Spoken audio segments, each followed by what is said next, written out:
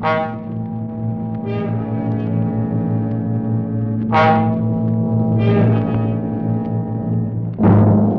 about the price of butter and eggs? Fed up with a housing shortage? Want to get away from it all? CBS offers you Escape.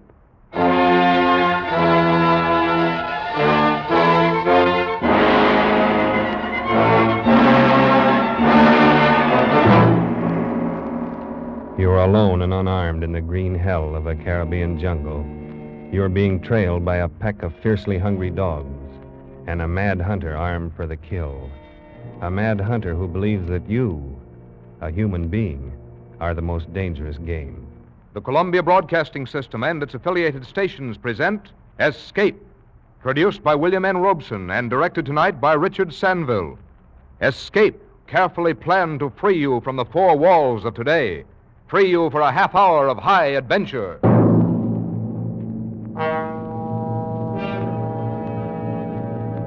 Tonight, we escape to an island in the Caribbean and the weird sportsmanship of a madman, as Richard Connell tells it in his unforgettable story, The Most Dangerous Game.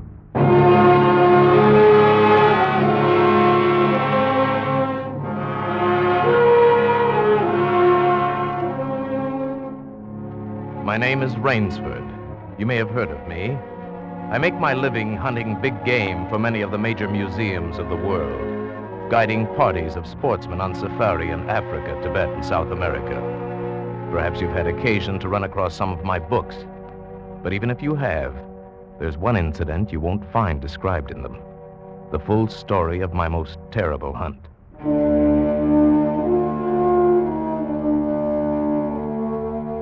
It all began on board a private yacht en route to Rio. Whitney, my host, and I were smoking our pipes on deck, lounging back in steamer chairs, enjoying the sensuous drowsiness of the warm night. Good dinner, eh? Excellent. Afraid I ate too much, though. Care for some gin rummy? Oh, no, I don't care to move. All right. There's a rather large island off there to the right somewhere. It's something of a mystery. Really? Oh, I didn't know. What island is it? The old charts call it Ship Trap Island. Suggestive name, isn't it? Sailors have a curious dread of the place. Some superstition. I can't see it. Well, you have good eyes, but even you can't see 4 miles or so through a moonless Caribbean night. No, not even 4 yards. It is dark, isn't it? It'll be light enough in Rio. Oh, by the way, hope the guns have come from Purdy's. We should have some good jaguar hunting up the Amazon. Great sport, hunting.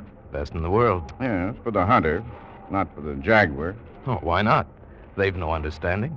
Well, even so, I rather think they understand one thing. Fear. The fear of pain and the fear of death. Huh? Oh, Rod Whitney. Who cares how the jaguar feels? Perhaps the jaguar does. Oh, you're a big game hunter, not a philosopher. Look, the world is made up of 2 classes. The hunter and the hunted. We're lucky enough to be the hunters. Do you think we've passed that island yet? Yeah, can't tell in the dark. I hope so. Why? Oh, the place has a reputation. A bad one. Cannibals? Hardly. Even cannibals wouldn't live in such an isolated spot. But it's gotten into sailors' legends somehow. Did you notice? The crew seemed jumpy today. Yes, they were a bit strange now that you mention it. Yes, it's a sort of dread, a kind of mental chill. I'll be hanged if I haven't felt it myself. Oh, pure imagination. But one superstitious sailor can infect a whole ship's company with his fear. Maybe. Though sometimes sailors have an extra sense which tells them when they're in danger. Well, enough of that. I think I'll turn in. I'm not sleepy. I'll just have another pipe. Well, good night, then. See you in the morning. Yes. Good night, Whitney.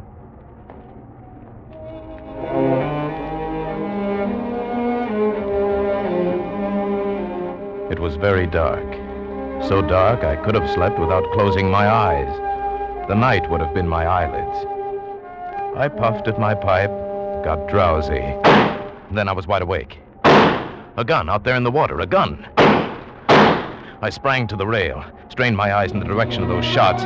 but I couldn't see a thing. I leaped up on the rail to get better elevation, and my pipe, striking a rope, was knocked out of my mouth. I lunged for it, and tight fingers closed around my heart as I realized I'd reached too far and lost my balance.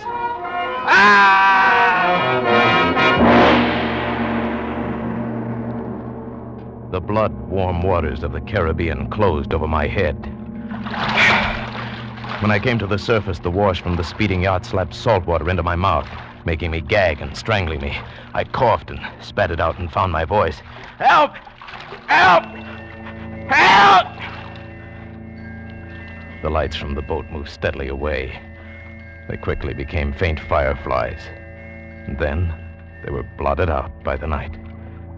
I struggled out of my clothes and turned to the direction from which I'd heard those shots. I began swimming, slowly, conserving my strength. For an endless time, I fought the sea. Then I began to count my strokes. I thought I could possibly do another 100 before Someone was shooting game. Almost at my very elbow, it seemed. It gave me fresh vitality. I swam toward the sound. Then I was in the breakers. In another moment, I was dragging myself from the swirling waters, pulling myself hand over hand onto the narrow beach, gasping, panting for breath. I saw that the dense jungle came down to the edge of the cliff, and I was on land, on blessed land, safe on the soft, warm sand.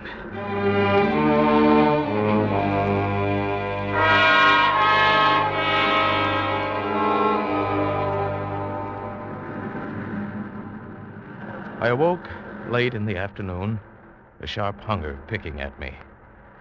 As I slowly came to my feet, I saw, not far from where I'd been lying, signs of a terrible struggle in the underbrush that sloped so sharply to the beach. Some wounded thing, evidently a large animal, had thrashed about there in its death fight. And almost at my feet was a small glittering object, an empty cartridge from a .22. That was odd. The hunter had had his nerve to tackle a large brute with so small a gun. I examined the ground closely and found what I'd hoped for. The print of hunting boots. They pointed up toward a recess in the cliff, and I hurried quickly after them, for night was beginning to settle on the island.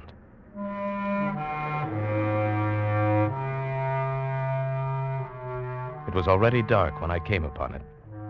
First, I thought it was a village. There were so many lights. But as I came closer, I saw that all the lights were in one building, a chateau on a high bluff. In a few moments, my bare feet were padding up stone steps, and I stood in front of the massive oaken door.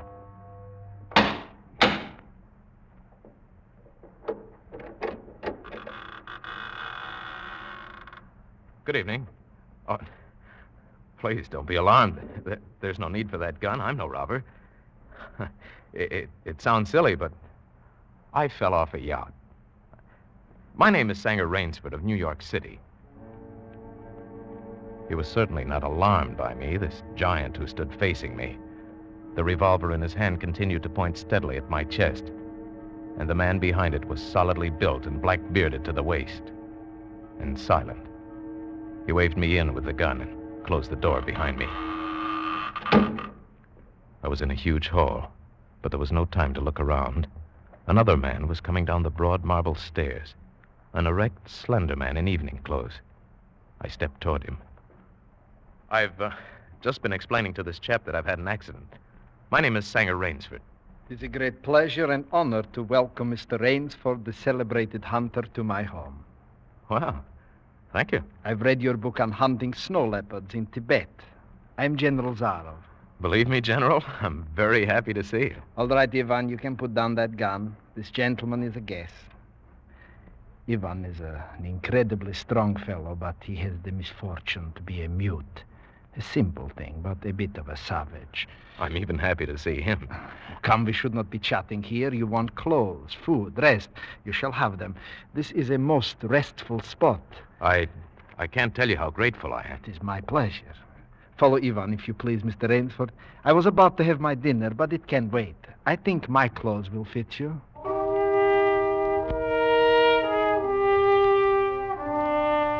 I followed the man into a huge beam-ceiling bedroom with a canopied bed large enough for 6 men. Ivan silently laid out an evening suit, and as I put it on, I noticed that it came from a London tailor. And Whitney'd call this place too isolated even for cannibals. I went downstairs and sat down opposite Zaroff in a dining room that suggested a baronial hall of feudal times. The food was excellent. Perhaps you were surprised that I recognized your name, but I read all books on hunting, published in English, French, and Russian. I have but one passion in life, and that is the hunt. Why, I notice you have some wonderful heads here. Well, that Cape Buffalo over there is the largest I've ever seen. Oh, that fellow. Yes, he charged me, threw me against a tree, fractured my skull. But I got the brute. I've always thought the Cape Buffalo the most dangerous of all big game. No, the Cape Buffalo is not the most dangerous. No? Here in my preserve on this island, I hunt more dangerous game. Oh, is there big game on this island? The biggest? Really? Oh, it is not here naturally. I had to stock the island. Well, what have you imported, General? Tigers? No. Hunting tigers ceased to interest me when I exhausted their possibilities. There is no thrill left in tigers, no real danger. I live for danger. Cigarette, Mr. Rainsford. Please. We will have some capital hunting, you and I. But what game? I'll tell you. You will be amused, I know. I think I may say in all modesty that I have done a rare thing. I have invented a new sensation. May I pour you another glass of port? Thank you. I have been a hunter all my life, but after many years of enjoyment, I found that the hunt no longer fascinated me. It had ceased to be what you call a sporting proposition. I always got my quarry, always. And there is no greater bore than perfection. Then you were a very good hunter, General. No. I had merely discovered that the animal has nothing but his legs and his instincts. Instinct is no match for reason. When I realized this, it was a tragic moment for me. As I told you, I love to hunt. And then it came to me as an inspiration what I must do. And that was? I had to invent a new animal to hunt. A new animal? Why, you're joking. I assure you I am not, sir. A new animal, and so I found one. I bought this island, built this house, and here I do my hunting. The island is perfect for my purpose. There are jungles with a maze of trails in them, hills, swamps. And the animal, General Zaroff? It supplies me with the most intense excitement of all. I never grow bored now, for I have a quarry with which I can match my wits. An ideal quarry, with courage, cunning, and above all, reason. But no animal can reason. My dear fellow, there is one that can. I can't believe you're serious. But there's some grisly joke. Of course I'm serious. I'm speaking of hunting. You're speaking of murder. Surely your experiences in the Did war... not make me condone cold-blooded murder. I'll wager you'll forget your notions when you go hunting with me. Why, you've a genuine new thrill in store for you, Mr. Raines. Thank you. I'm a hunter, not a murderer. Oh, dear me, that unfortunate word again. But I hunt the scum of the earth, sailors from tramp ships, lascars, mongrels... Where do you from get them? This island is called Ship Trap. There is a row of lights out there on the reef which indicate a channel where there is none, only rocks. I control the lights from my tower. You wreck their ships and then you shoot down the men. But I treat my visitors with every consideration. They get plenty of good food and exercise. They get into splendid physical condition. You shall see for yourself tomorrow. Would you like some more port, please? What shall I see tomorrow? We'll visit my training school. It's in the cellar. I have about a dozen there now. Sailors. Inferior lot, I regret to say. More accustomed to the deck than the jungle. Ivan, we'll have our coffee now. Thick Turkish coffee, Mr. Rainsford. Very good. No. Is your appetite quite gone? No coffee, thank you. Just one, Ivan. It is a game, you see. I suggest to one of them that we go hunting. I give him 3 hours start. I am to follow, armed only with pistol of smallest caliber and range. If my quarry eludes me for 3 whole days, he wins the game. If I find him, he loses. And if he refuses to be hunted? Oh, I give him the option. If he won't hunt, I turn him over to Ivan here. Ivan once served as official executioner to the great white Tsar, and he has his own ideas of sport. Invariably, they choose the hunt. And if they win? To date, I have not lost. I don't wish you to think me a braggart. Once did almost win. Eventually, I had to use the dogs. The dog? Yeah. Just step over here to the window a moment. I want you to see my courtyard. Go ahead, Mr. Rainsford. Open the window, please. And I have a dozen, as you can see. They are let out at 7 every night. If anyone should try to get into my house or out of it, well, it would be regrettable. And now I want to show you my new collection of heads. Will you come with me to the library, please? I hope you'll excuse me tonight. I'm really not feeling at all well. Oh, I am sorry. You need a good, restful night's sleep. Tomorrow you'll feel like a new man, and then we'll hunt. I wonder at the promising prospect. But I was already hurrying from the room and up the marble stairway. I heard him calling after me. Sorry you can't go with me tonight. I expect rather fair sport, a big, strong native from west coast of Africa. He looks resourceful. The bed was good. I was tired, but I didn't sleep. I didn't toss or turn. I didn't move. I just lay rigidly in one spot, my eyes on the ceiling, my arms tight against my side, my breathing slow and heavy, my mind empty, waiting. The inky black was just beginning to dissolve. A thin line of gray was just beginning to seep insidiously into my room when Zaroff found his quarry. Then, I suppose I slept.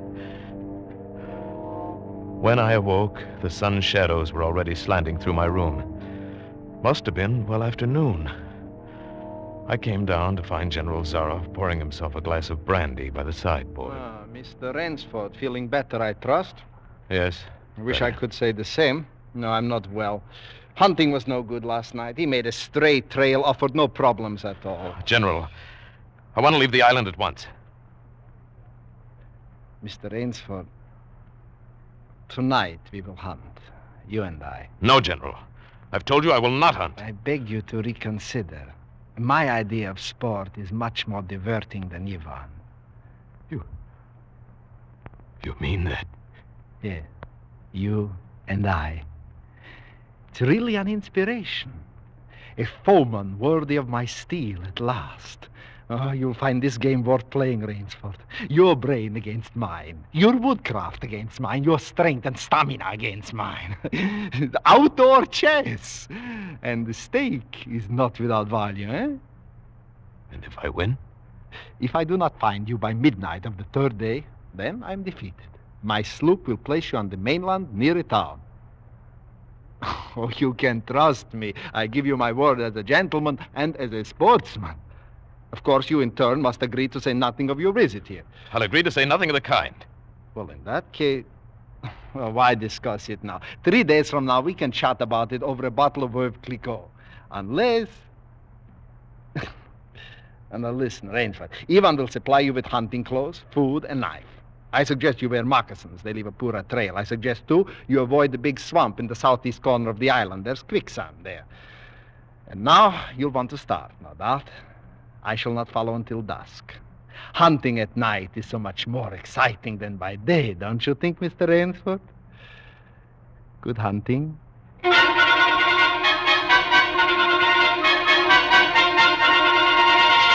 I kept telling myself through tight teeth that I had to keep my head. Keep my head. My first idea had been to put distance between myself and Zaroff, and so I'd plunged into the jungle in a blind panic. Before long, I shook it off and stopped. Straight flight was futile. It would only bring me out to the sea. Then I hit upon the idea of giving him a trail to follow. I would begin our dangerous game by playing the fox. For more than 2 hours, I went through the trackless wilderness, executing a series of intricate loops, doubling again and again on my trail. Night found me leg-weary, with hands and face lashed by the branches. I needed rest badly, and having played the fox, I decided now to play the cat. I climbed into the crotch of a huge tree.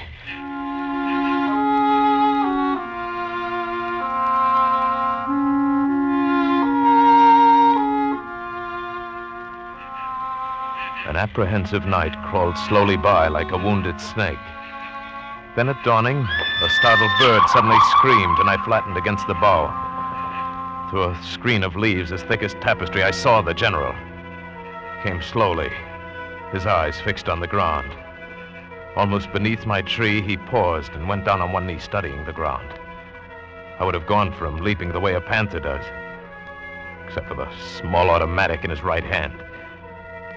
After a seemingly endless time, he came back to his feet.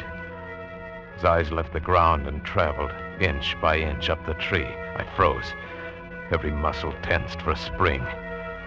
But the hunter's eyes stopped just before they reached the limb on which I lay. A slow smile spread over his brown face. Oh, Rainsford, where can you have gone?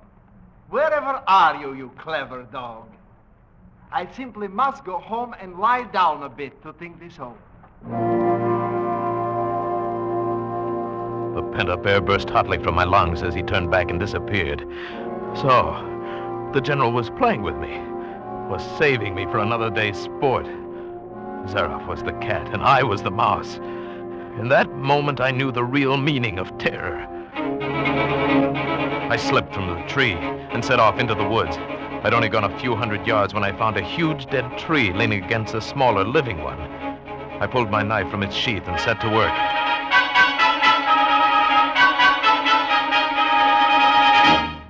When the job was finished, I threw myself down behind a log 100 feet away.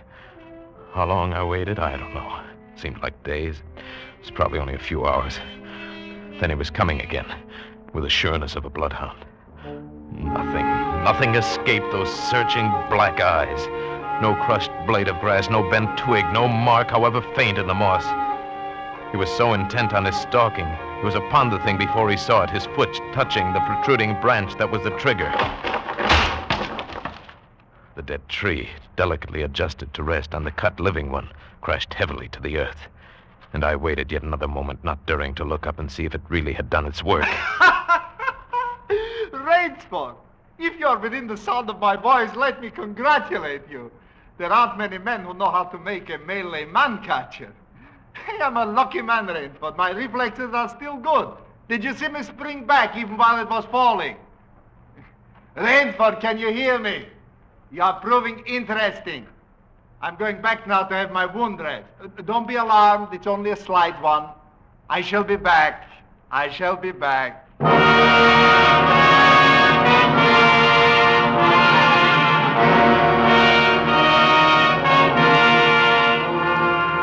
It was dark, and I'd been going for hours. The vegetation became ranker. Insects were biting me savagely. And when mud began sucking viciously at my feet like giant leeches, I knew where I was. About to enter the death swamp with its quicksand. However, the softness of the earth gave me an idea. I stepped back about a dozen paces out of the quicksand and began to dig. When the pit was above my shoulders, I climbed out, and from some hard saplings I cut stakes, sharpening them to a fine point. I planted the stakes at the bottom of the pit, with their points up. With flying fingers, I wove a rough carpet of weeds and branches, and with it I covered the mouth of the pit. Then, wet with sweat and aching with tiredness, I crouched behind the stump of a lightning-blasted tree. I heard the padding sound of feet on the soft earth. I knew he was coming. The night wind brought me the perfume of the general's black cigarette. Although I could see nothing, it seemed to me that he was coming with unusual swiftness, that he was not feeling his way along foot by foot. In one brief moment, I lived an entire year. Then I heard the sharp crackle of breaking branches as the cover of the pit gave way.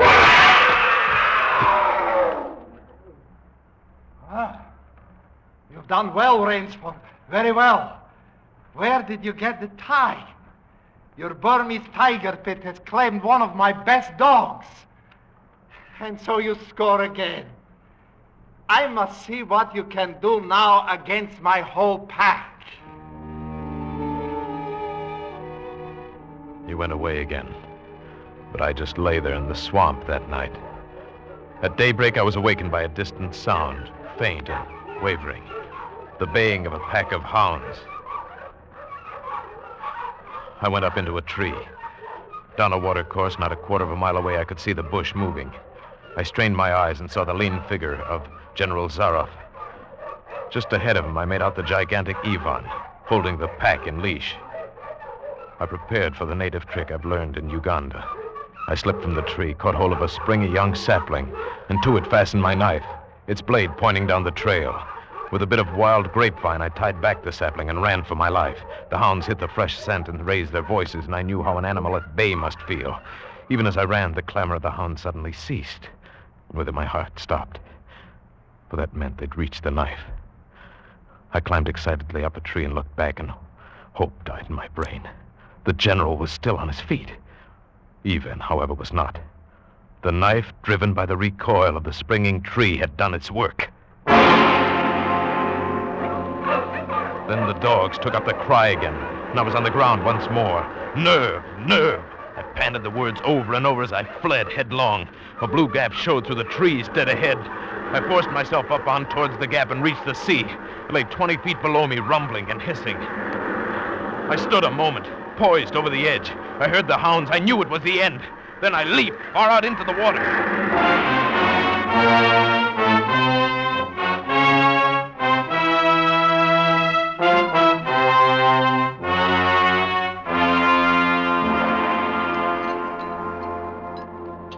Well, it's been a busy day, eh, Adam? A busy day. Oh, down, Adam, down. What's the matter, my boy? Hungry? All right, catch. It's quite a day. Not perfect, of course. 2 slight annoyances. One is it will be difficult to replace Ivan. And the other, well, our quarry escaped us, didn't he, Adam? But then, of course, the American didn't really play the game. So we won't count it. We won't count it at all. All right, my boy. That's enough for now. Out you go with the rest. Better luck another time.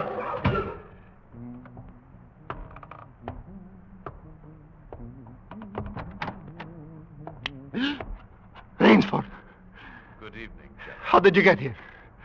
I swam. I found that quicker than walking through the jungle. I congratulate you. You have won the game. No, General. Yes, yes, of course you have. I'm still a beast at bay. Get ready, General Zaroff. I see. Splendid. One of us is to furnish a meal for the hounds.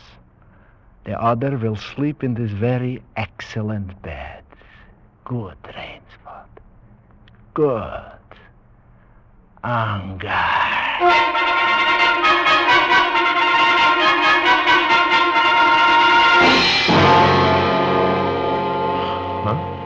The general was right. Never before in my life had I slept in a better bed.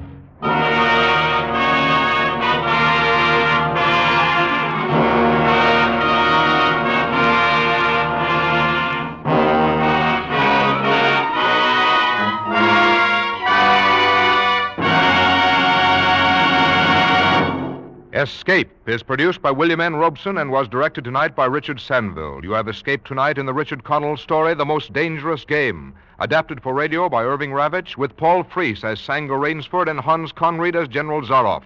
The special musical score was conceived and conducted by Cy Feuer. Next week, You're sitting at the throttle of a speeding locomotive, screaming around the curves of a mountain gorge, racing against time with death at your shoulder. Next week, you're the engineer of the Yellow Mail.